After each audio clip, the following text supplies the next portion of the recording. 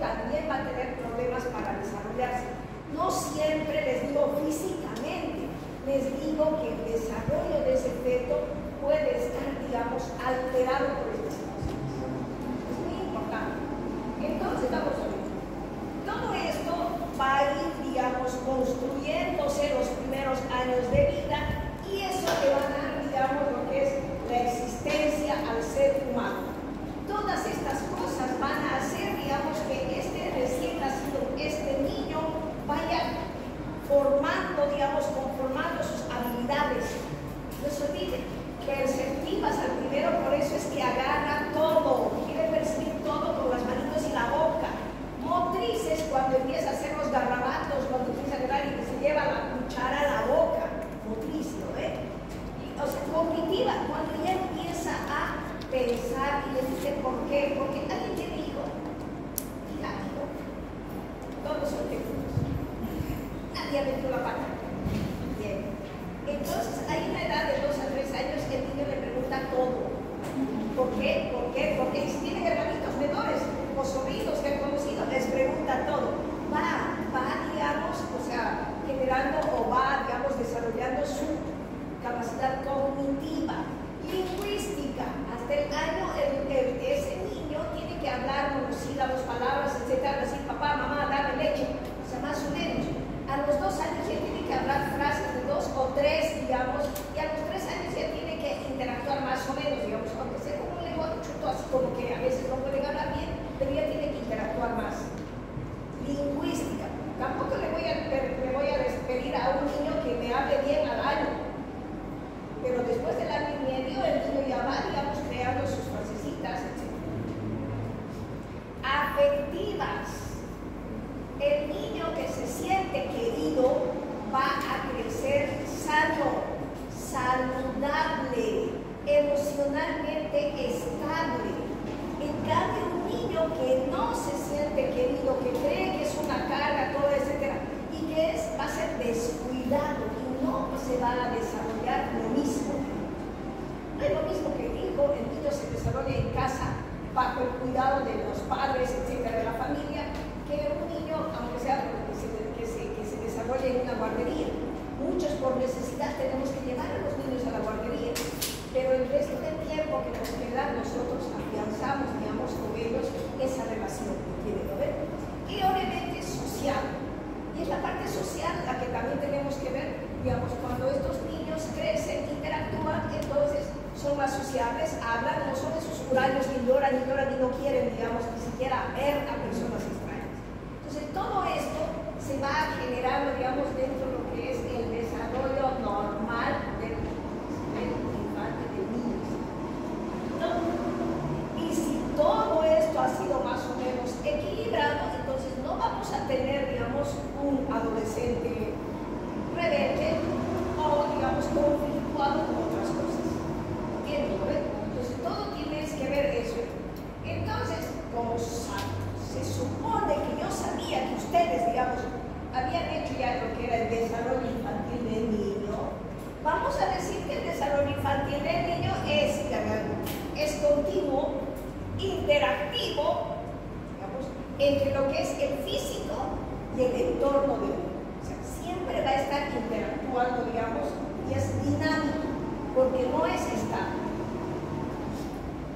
Es decir, las fases del desarrollo van desde, digamos, una semana así, hasta el nacimiento, que se lo considera feto, lactancia desde el nacimiento hasta el año y medio aproximadamente. En la fase de la lactancia entra todo lo que es la fase oral, anal o genital, la lactancia. Y obviamente después viene de 3 a 6 años el periodo preescolar, donde el niño va, digamos, generando sus habilidades cognitivas. Por eso es importante, cuando algún niño les pregunta o les pregunta algo, etcétera, no siempre decir, no hagas, no esto, no pongan el no por delante. Si está haciendo algo malo, puedes explicarle, digamos, porque entienden, ¿ah? O sea, ten cuidado, si metes tus deditos acá, te puedes lastimar y luego te va a doler, bla, bla, bla, bla, bla. Pero traten de evitar el no por delante. ¿Entienden? Podemos decirle no, pero de diferente manera.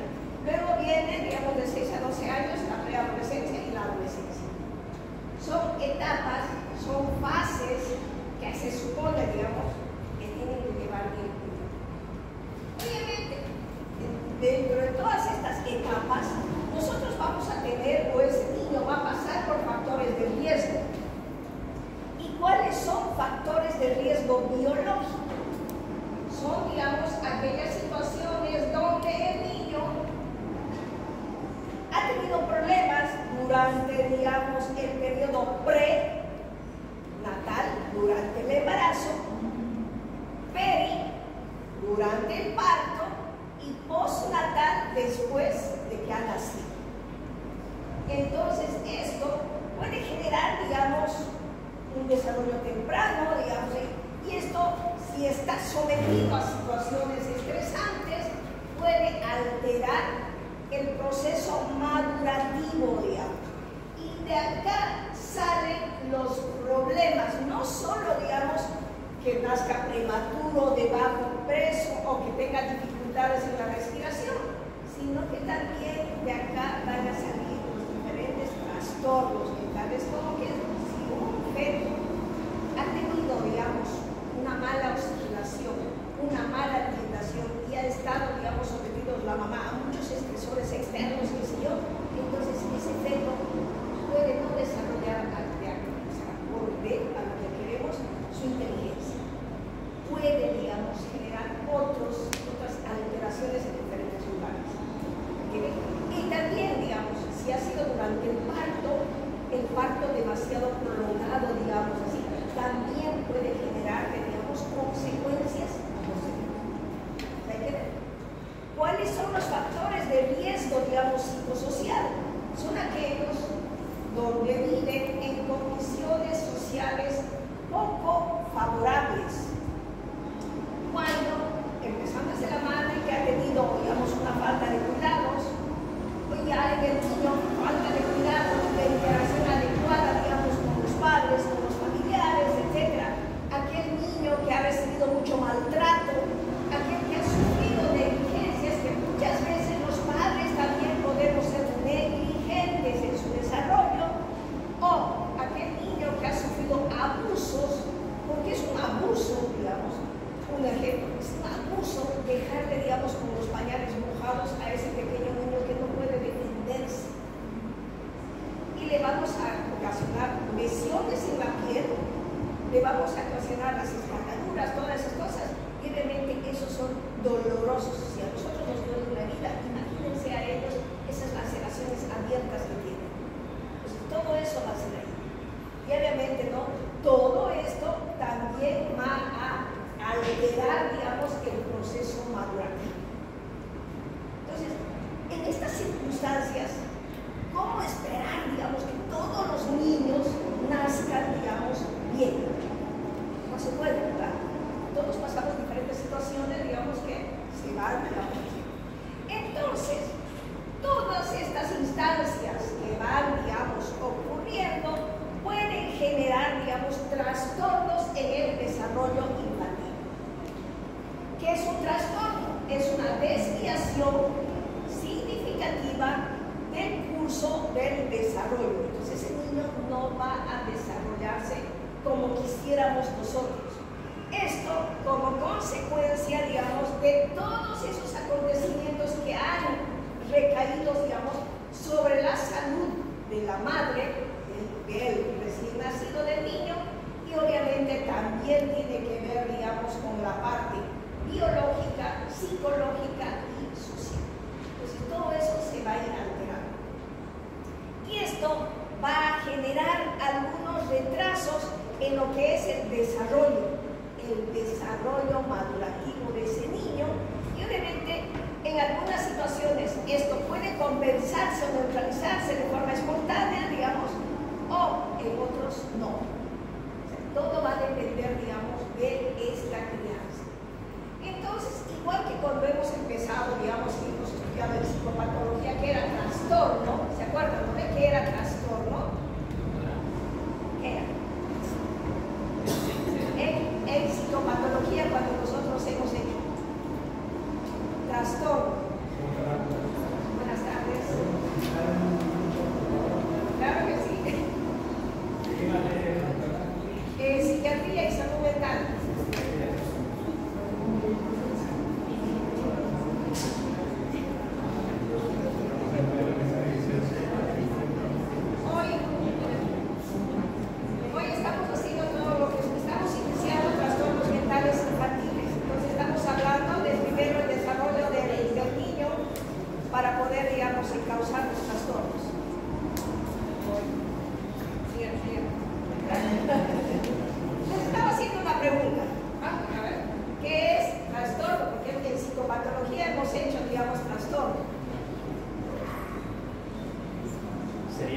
presencia de un grupo de síntomas y signos que van a intervenir con el desarrollo del niño en este caso. Es la desviación, como dijimos antes, del curso normal del desarrollo que nos va a llevar, digamos, a que ese niño presente síntomas o signos que alteren, digamos, su conducta, su comportamiento. Vamos a ver, digamos, que estos trastornos en el niño, en el infante, vamos a ver nosotros, digamos, en la práctica clínica. Ahora estamos, digamos, en la práctica de adultos. Cuando tengamos tiempo, vamos a ver, digamos, si podemos en los niños. ¿Okay? Entonces, todos estos van a impedir, digamos, o van a dificultar el desarrollo normal, digamos, de ese niño. Y esto también repercute en la actividad de la mamá o del papá, porque van a tener que cuidar a ese próximo adulto, que si hay alguna alteración, alguna cosa, ese no se va, digamos, a poder controlar, especialmente cuando hay alteraciones cruciales, digamos, como parálisis cerebral, etcétera, y que estos van a ser dependientes totalmente. Una parálisis cerebral es durante el parto o posterior al parto, digamos, alguna infección muy fuerte que puede dar. Entonces, no es en el adulto, es desde niños, digamos, acá. Todo esto, obviamente, va a generar una afección mental o física que está considerada fuera de lo normal. ¿Qué va a generar eso? Perturbación, no solo en el infante, sino en toda la familia. Va a generar desorden. El infante va a quedar incapacitado, limitado, y esto nos va a llevar a diferentes desviaciones estadísticas que salen fuera de lo trastorno. Entonces nosotros tenemos que ver, digamos, son términos que se manejan en la parte, digamos, clínica. ¿Qué es retraso y qué es trastorno? Retraso puede ser la lentitud, digamos, en cómo se va desarrollando ese infante hasta que madure, o puede ser que sea un desarrollo tardío, pero que no está alterado. Por eso nosotros no tenemos un tiempo específico, digamos, cuando hablamos, hacemos la historia clínica, locuela. ¿Qué es locuela? ¿A qué edad empezó a hablar locuela? Entonces, más o menos, dice, entre el año y año y medio, estamos teniendo un margen de 6 meses, puede ser un poquito más también. O, digamos, ¿a qué edad ha empezado a controlar sus esfínteres? El vesical. Se toma normal, digamos, que hasta los 5 años tienen que aprender a controlar. Después de los 5 años ya es una alteración. Vamos bien. ¿Qué es trastorno? Es una alteración significativa en el normal desarrollo de ese niño. ¿Y qué es desviación? O sea, ¿qué está en el trastorno? Es la desviación de lo normal. Trastorno. Y ahora entramos a retraso. ¿Qué es el retraso mental para ustedes?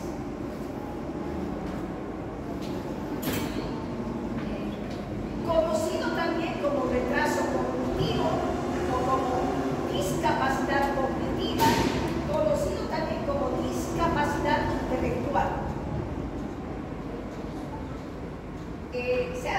Se quiere sacar el término de retraso, algunos están logrando averiguar, se va manejando, porque dice que es muy punitivo, denigrante. Puede ser la forma como lo digas. Retraso es un síndrome que tiene muchas causas, muchísimas, donde vamos a encontrar una disminución de la capacidad intelectual que empieza antes de los 18 años, pero nosotros recién prácticamente podemos decir a los 18 que tiene retraso mental, a no ser que sea, digamos, algo más profundo. Este trastorno, esta disminución de la capacidad intelectual, se la va a, digamos, estructurar o diagnosticar como un coeficiente intelectual que se hace, tanto de las habilidades, digamos, intelectuales y como también, digamos, de las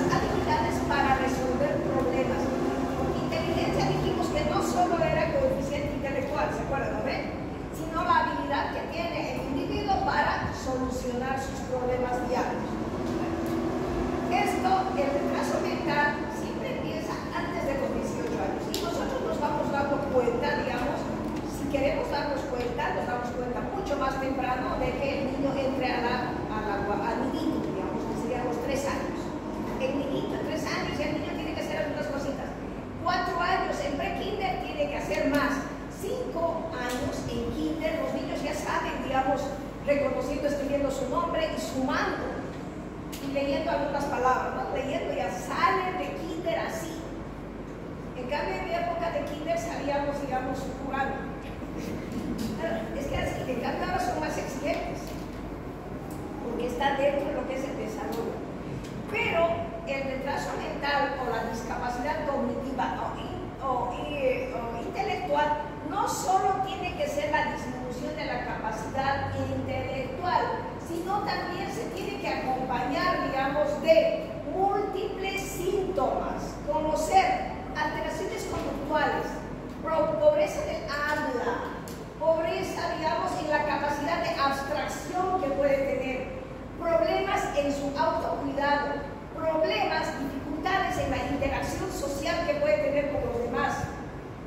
Lo que más llama la atención son los problemas de aprendizaje, porque a veces los papás no nos queremos dar cuenta de que está teniendo problemas ya cuando la profesora nos exige que lo llevemos al psicólogo o le hagamos una valoración. Recién hacemos. Obviamente, todo esto va a llevar a un trastorno de la conducta, la agresividad, el estado de ánimo, y mucho se hace psicólogos. ¿Cuáles son las causas? Las causas son múltiples, les decía. La mayoría es desconocida, pero las otras tienen, digamos, una suma de varias, digamos, causas, como ser alteraciones embrionarias. Dentro de estas están, digamos, los cromosomas, están, digamos, los tóxicos, las infecciones congénitas, están, digamos, también dentro de esto los otros trastornos del desarrollo, que puede ser el autismo, que no siempre te va a llevar, digamos, a un retraso, pero un porcentaje conocido que va a tener, digamos, retraso, digamos, cognitivo.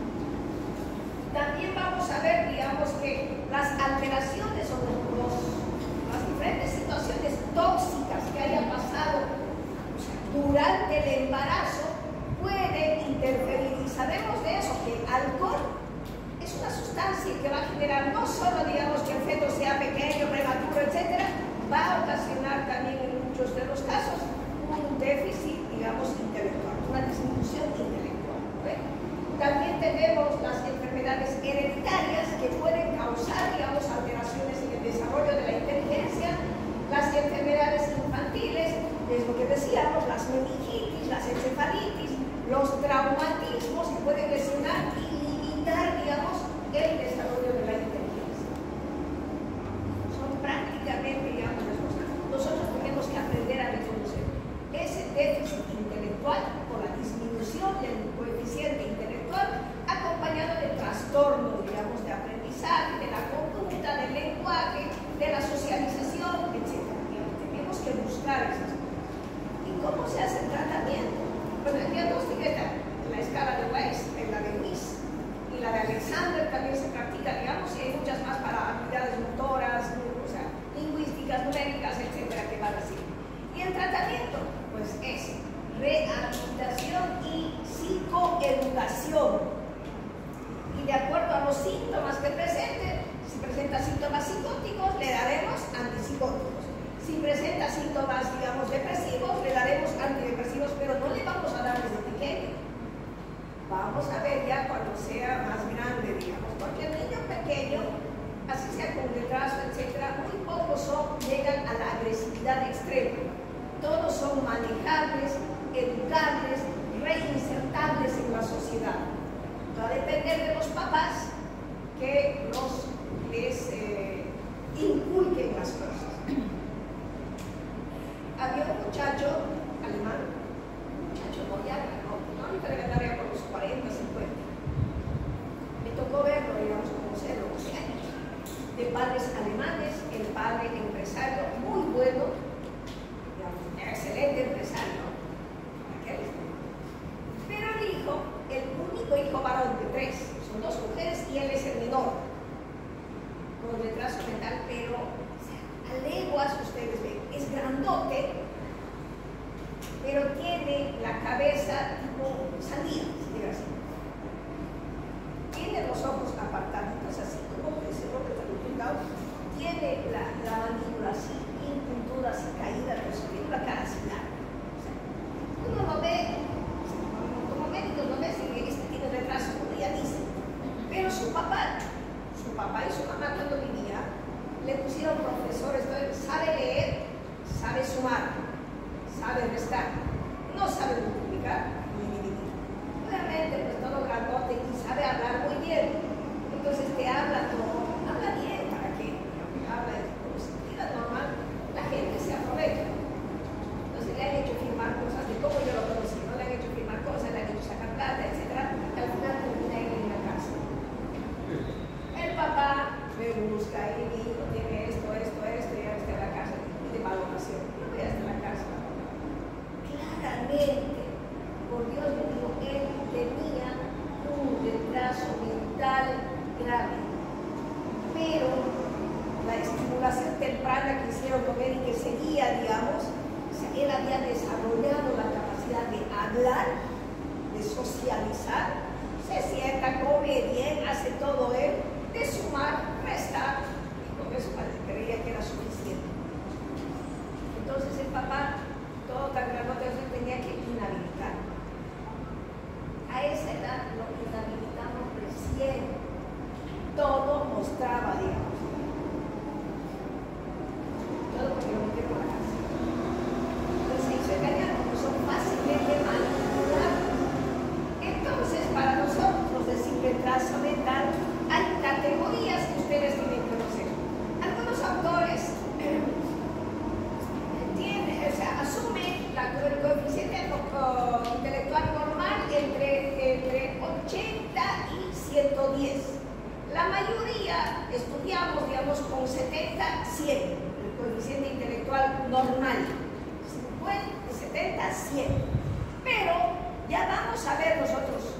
Límite, decimos aquel que está en 70, 69, ¿me entienden? Tampoco es así.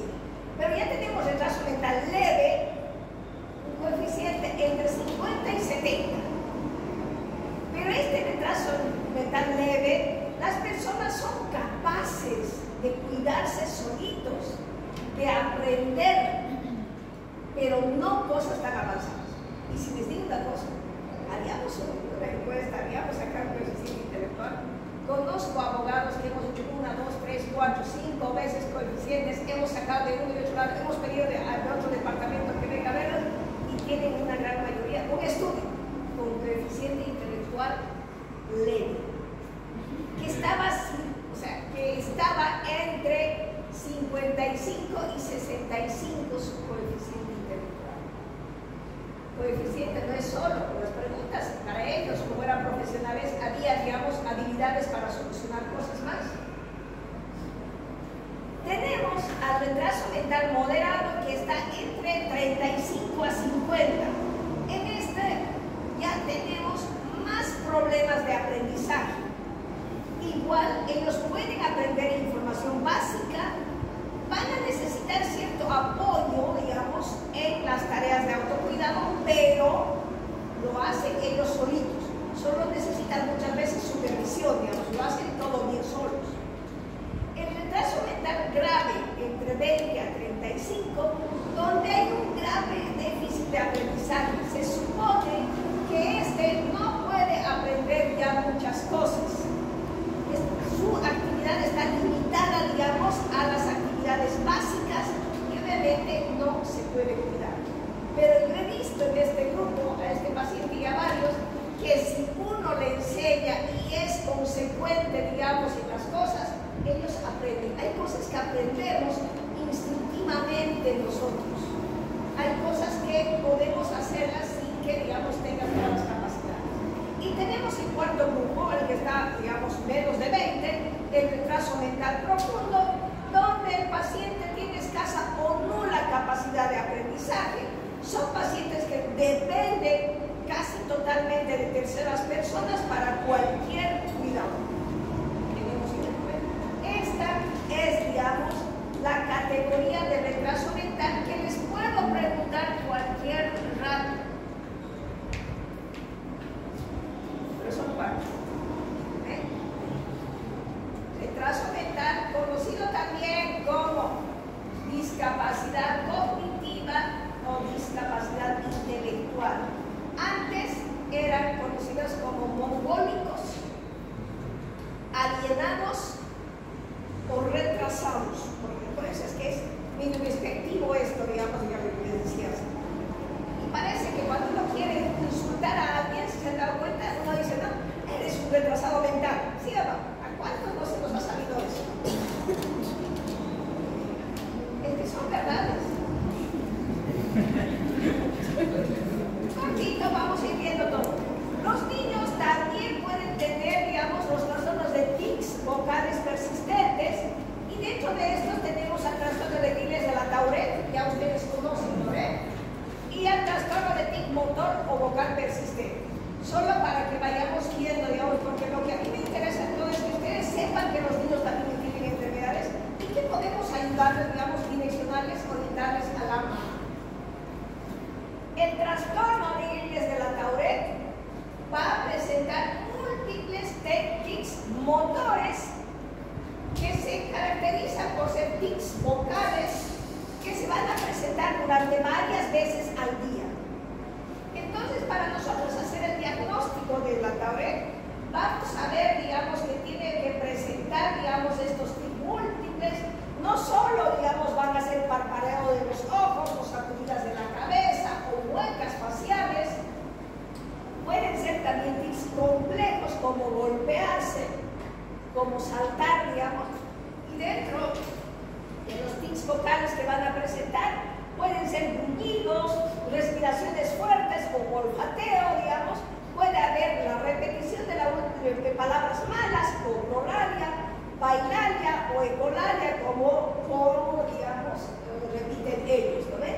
Entonces, este trastorno se presenta uno en cada 10.000 niños.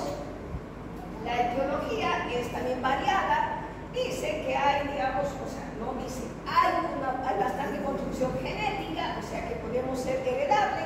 Hay hallazgos anómalos en el electroencefalograma, en la tomografía computarizada, y también vamos a encontrar, dice, unas concentraciones altas de dopamina y ácido, digamos, homovanílico en el líquido cefalorraquídeo. Diagnóstico diferencial no lo vamos a hacer, pero sí vamos a ver que son, digamos, crónicos estos trastornos, y dentro del tratamiento, el tratamiento tiene que ser psicológico, psicofarmacológico. En el psicológico es muy importante, digamos, que haya una educación, digamos, familiar. Hay que orientar a la familia sobre esta situación, este trastorno. Y en el farmacológico vamos a utilizar, dependiendo de los síntomas, puede ser antipsicóticos. El haloperidol tiene muy buena recepción, digamos. Podemos utilizar la risperidona o la olanzapina. Siempre tratamos, digamos, de no dar medicación hasta que el niño por lo menos tenga más edad.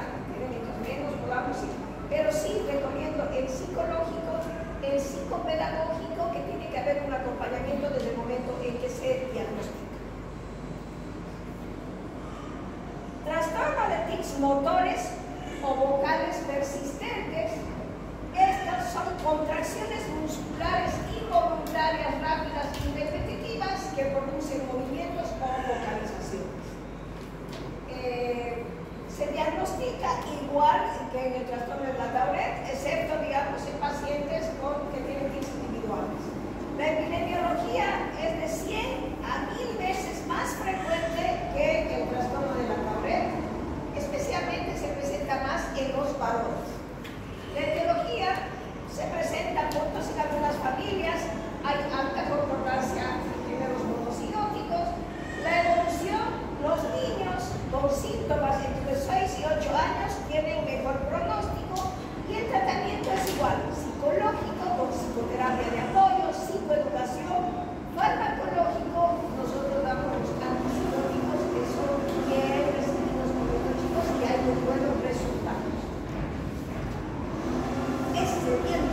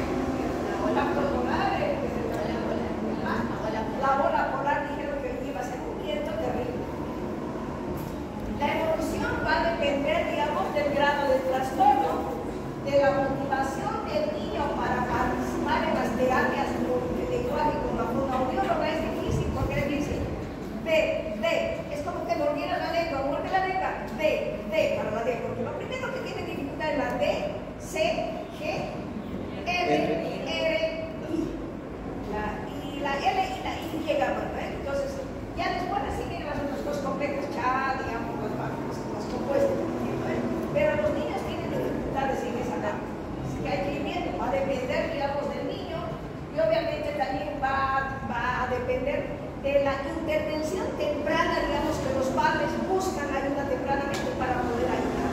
Y esto está, digamos, podemos decir, entre los 3 más temprana edad, hasta los 5 o 6 años, para que vaya, digamos, al fonoaudiólogo y mejore, digamos, su lengua. Tratamiento, terapia de lengua, psicoterapia y terapia familiar, porque en este tipo de situaciones, la mamá, el papá, la abuelita, la niñera, la hermana mayor, todos tienen que participar haciéndole hacer los ejercicios al niño para. O sea que es un trabajo de equipo. Trastorno fonológico, que es un deterioro en la producción de los sonidos, obviamente no, y esto sustituye al sonido como otro.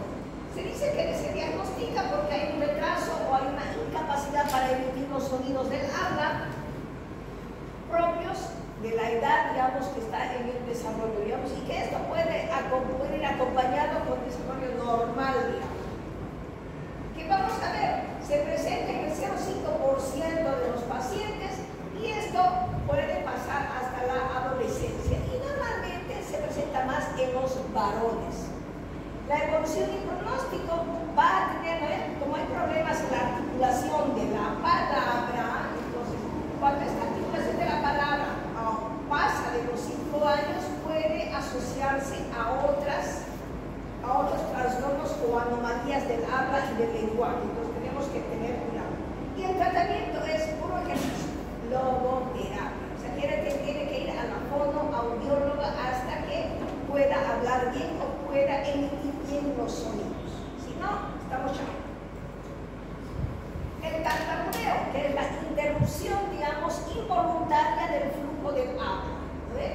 Obviamente se va a diagnosticar porque hay una alteración en la fluidez del habla, en la estructuración del habla y aparece entre más o menos los 18 meses, año y medio, 2, hasta los 9 años de edad, que los niños van a tartamudear, digamos. No todo el tiempo, pero lo van a hacer. Hay una prevalencia del 3 a 4%, afecta a los hombres 3 a 4 veces más, digamos, y se presenta entre los 2 y los 7 años. La evolución suele ser larga, el 50 al 80% más o menos recuperan el habla normalmente, ya no tartamudean de una forma espontánea, y aquellos que no recuperan, pues a la fonoaudióloga, logoterapia. Algunos recomiendan el psicoanálisis clínico e ir a la causa central que está provocando este problema, puede ser, digamos ahí, y también, digamos, recomiendan hacer psicoterapia, psicoeducación, terapia familiar, digamos, y si es necesario, usar también medicamentos. Si se fijan, menciono bastante el haloperidol, que es un antipsicótico típico o clásico acá, que ha dado, por más que tenga efectos secundarios, muy buenos resultados. Y como el haloperidol tenemos en gotitas, entonces es a veces más fácil darle a los niños.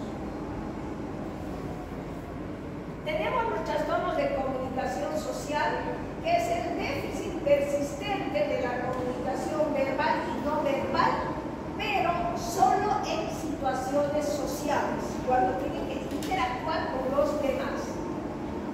Dice, para el diagnóstico tenemos que ver que la habilidad de comunicación está limitada. Esta limitación solo se restringe al área social y obviamente no se involucra a este niño o joven en ninguna conversación de ida y vuelta. La evolución y el pronóstico tiene una evolución favorable, mejora con el tiempo y el tratamiento es la captación específica de habilidades sociales mediante el uso de técnicas de juego de roles que muchas veces se puede practicar, digamos, y es por eso que es recomendable siempre que los niños empiecen a interactuar, digamos, con los de su misma edad, ya sea en el niñito, en una guardería, pero siempre teniendo, digamos, supervisando bien qué actividades hacen. Es bueno, digamos. Tenemos el trastorno del espectro autista, que se caracteriza por presentar un déficit cualitativo de lo que es la interacción social recíproca, así también, digamos, hay una alteración de la comunicación y un comportamiento restringido,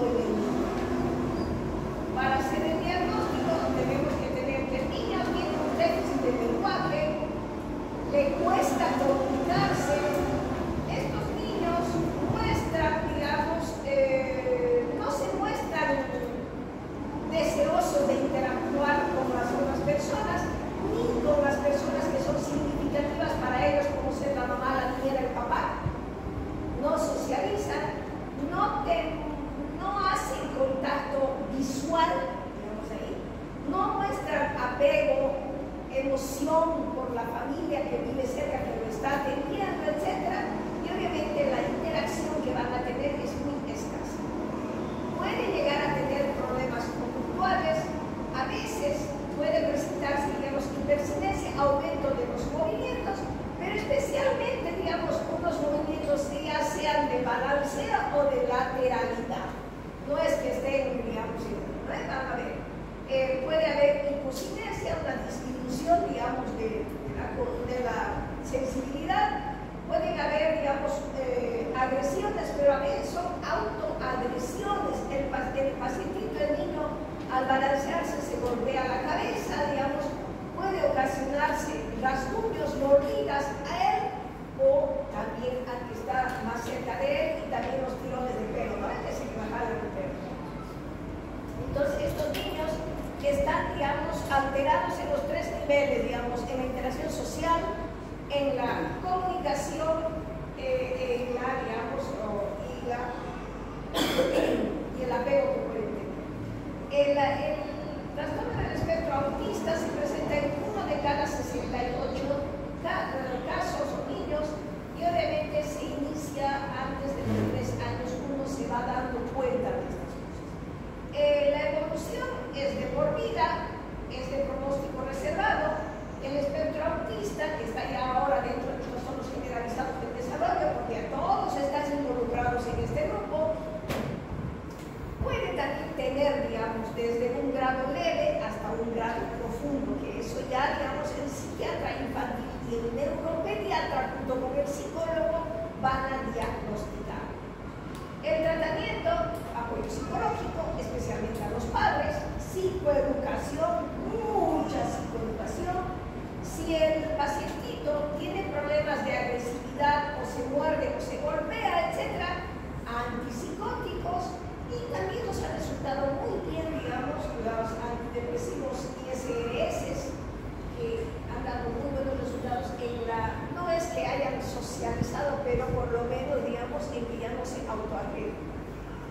Se dice, o se decía, y se dice, y sabemos, digamos, que el autismo sería, digamos, un preámbulo a la esquizofrenia. Dice que empieza con autismo, esquizofrenia infantil, que no queremos diagnosticar todavía, así que es esquizofrenia, pero los síntomas que va dando van dando así, y posterior a adolescencia, adultez, esquizofrenia. Luego tenemos el trastorno por déficit de atención e hiperactividad, que es este trastorno, el segundo trastorno que les digo, aparte, retraso mental, autismo que ya les he dicho, y el trastorno por déficit de atención e hiperactividad, que es un trastorno que está siendo todavía subdiagnosticado en las niñas.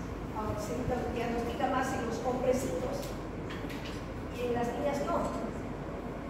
Y es un trastorno que no solo se presenta en los niños, probablemente en el niño pudo haberse controlado un poquito, qué sé yo, y se presenta también, o sea, en el adulto. Entonces tenemos TDAH en los niños, en los adolescentes y en el adulto. Para el TDAH nosotros debemos conocer los criterios diagnósticos. Entonces, dentro de los criterios diagnósticos que son los síntomas, nosotros debemos buscar, digamos, ese patrón persistente de inatención o falta de atención, de hiperactividad y de impulsividad. Estos tres grupos de síntomas, porque es grupo, porque en la inatención vamos a tener los síntomas, en la hiperactividad y en la impulsividad síntomas característicos, interfieren en el funcionamiento y en el desarrollo normal del niño. Entonces, no se olviden, son tres: debe haber inatención o falta de atención, hiperactividad e impulsividad. Una gran parte de estos síntomas se va a presentar antes de los 12 años y nos van a hacer evidenciar, digamos, que los síntomas interfieren en el funcionamiento social, académico y laboral de estos niños, los jóvenes adultos, y reducen la calidad de vida de los mismos. Pues eso tenemos que ver. Vamos a ver ahora cuáles son los síntomas de la inatención. La inatención o falta de atención de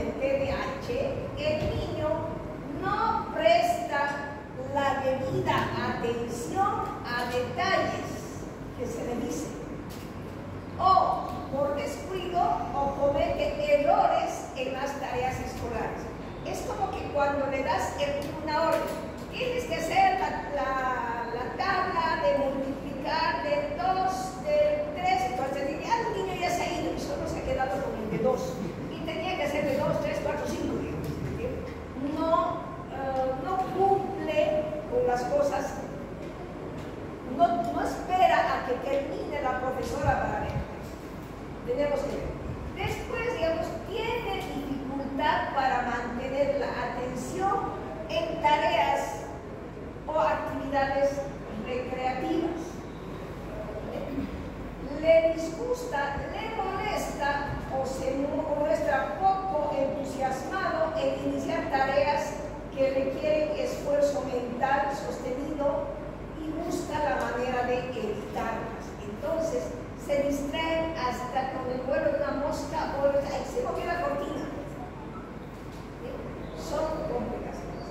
Entonces, en la inatención, con frecuencia, el niño olvida sus actividades cotidianas, pierde sus cosas, no hay día que no pierda lápiz, colores, etcétera, trajador, borrador, sus estuches, sus cuadernos, siempre hay algo que ha perdido, siempre lo deja, parece que no escucha cuando se le habla directamente, tiene grandes dificultades para organizar su mochila primero y para llevar sus tareas también.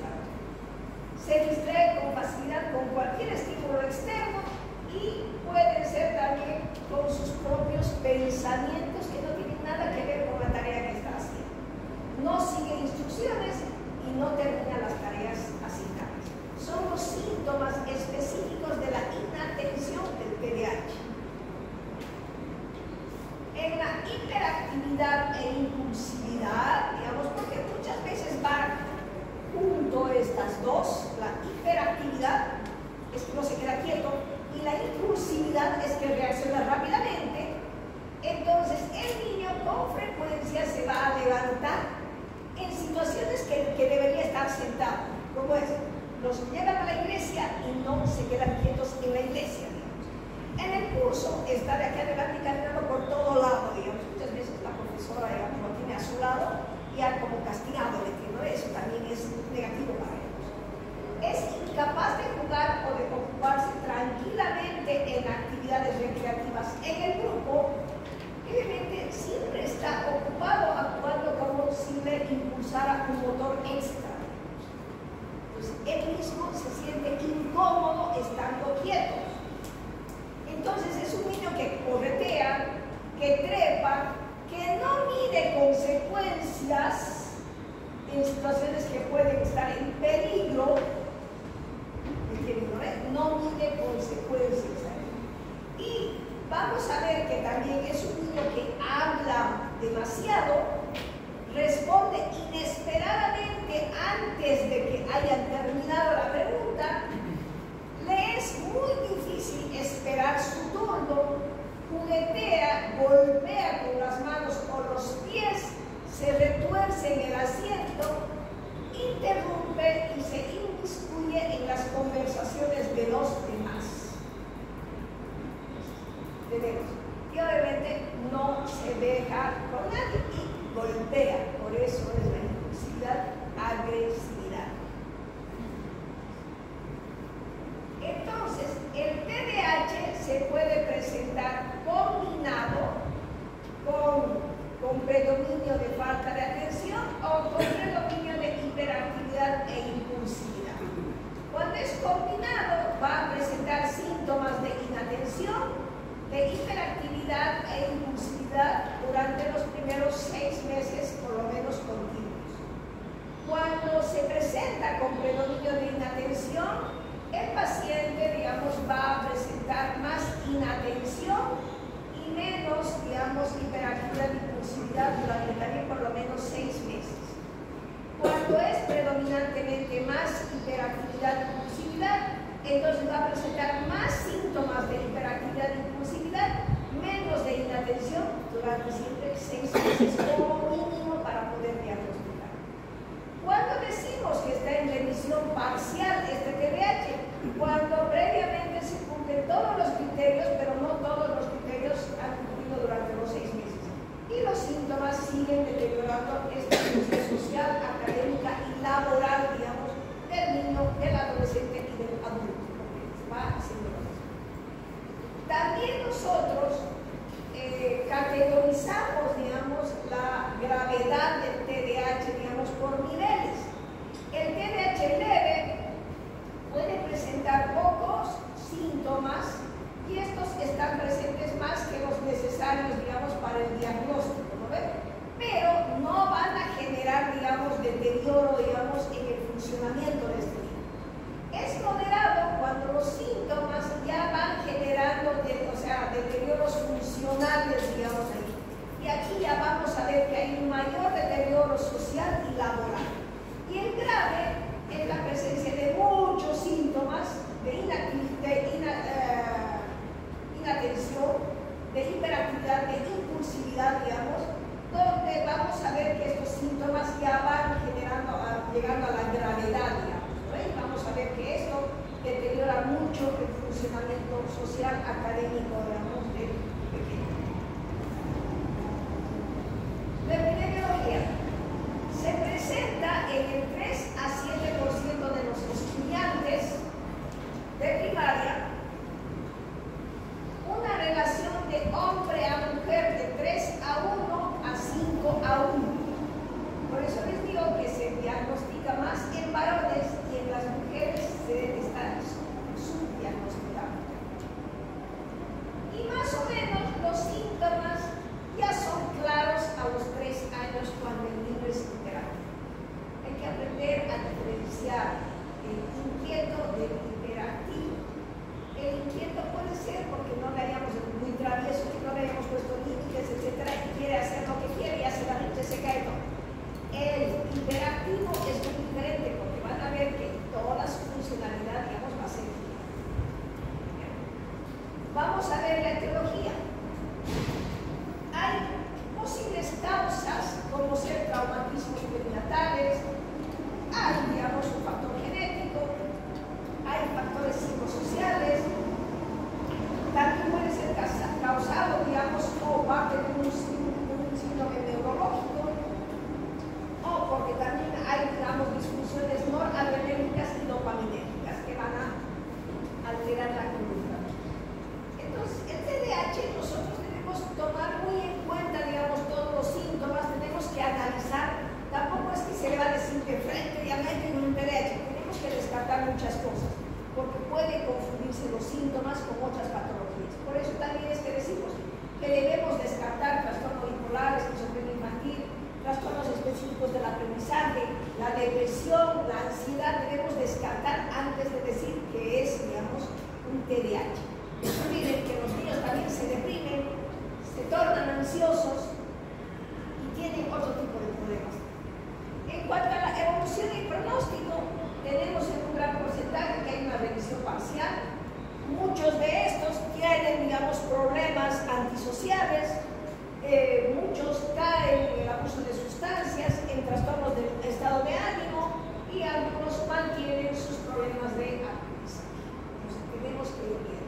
Y el tratamiento, digamos, es, digamos, multifactorial. Tenemos que trabajar, digamos, entre el psicólogo, el psiquiatra, el neuropediatra, el terapeuta, todos los que podamos, la profesora, los papás, la cuidadora, la abuela, todos debemos trabajar, digamos, para ayudar a este tipo. Entonces, el tratamiento psicológico es multimodal. A medirlo es importante que el niño y la familia estén incluidos, digamos, donde vamos a enseñarles habilidades sociales. Vamos a enseñar a la familia intervenciones conductuales. Se va a hacer psicoterapia individual, familiar y educación especial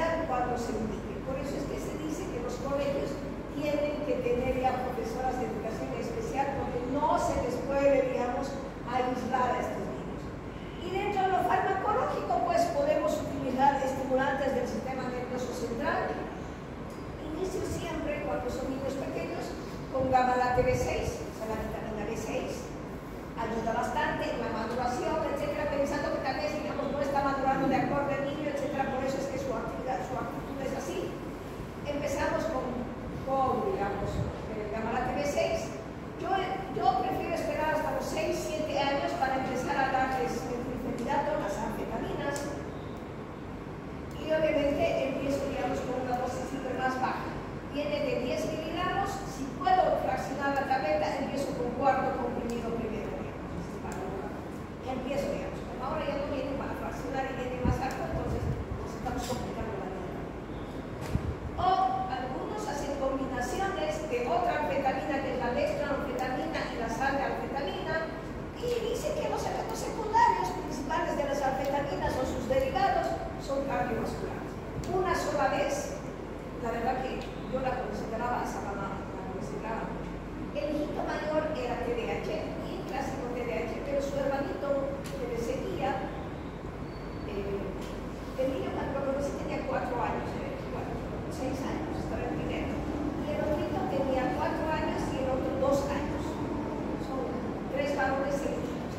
Y la verdad que no tuve la duda siempre de que si el segundo tenía TDAH también o solo seguía la conducta, el comportamiento del hermano mayor.